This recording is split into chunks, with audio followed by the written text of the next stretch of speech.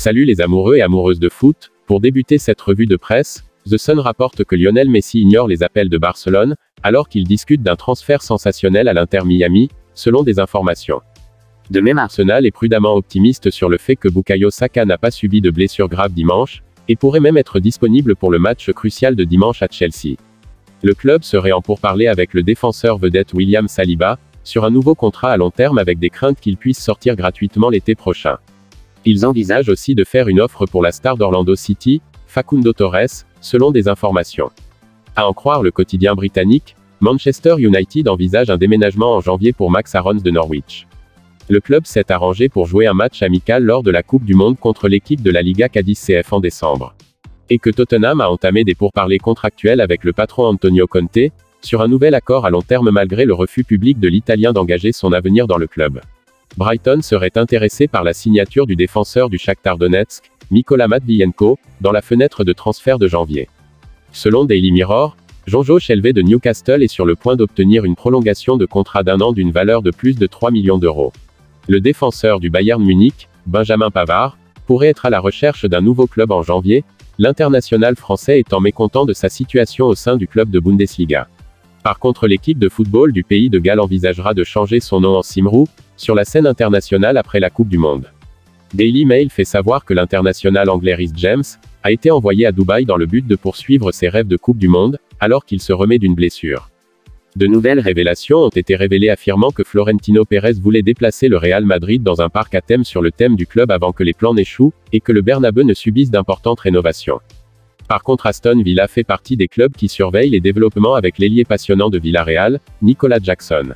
Anwar El Ghazi a confirmé qu'il pourrait changer son allégeance nationale des Pays-Bas au Maroc à temps pour la Coupe du Monde. Zlatan Ibrahimovic a affirmé qu'il n'y avait rien à dire en Ligue 1, depuis qu'il a quitté la première division française. Toujours selon Daily Mail, Manchester United assurera l'avenir de Marcus Rashford à Old Trafford avant la fin de l'année pour repousser l'intérêt des clubs rivaux. La Première Ligue veut des réponses d'Aston Villa sur les raisons pour lesquelles le gardien Emiliano Martinez a été autorisé à jouer contre Newcastle malgré un traumatisme crânien.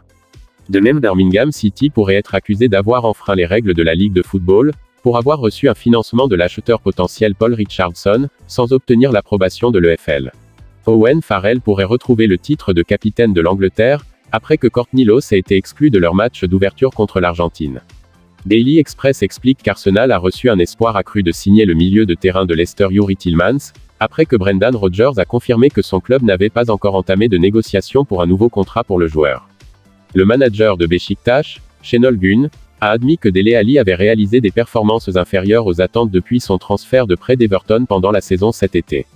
D'après le quotidien, la Juventus aurait élaboré une stratégie pour attirer Antonio Conte dans le club au milieu de sa sombre campagne sous Massimiliano Allegri.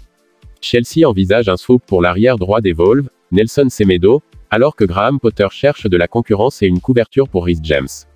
Le Real Madrid aurait donné à Chelsea un énorme coup de pouce dans sa tentative de signer Bruno Guimaraes de Newcastle lors de la fenêtre de transfert de janvier, affirme Daily Star.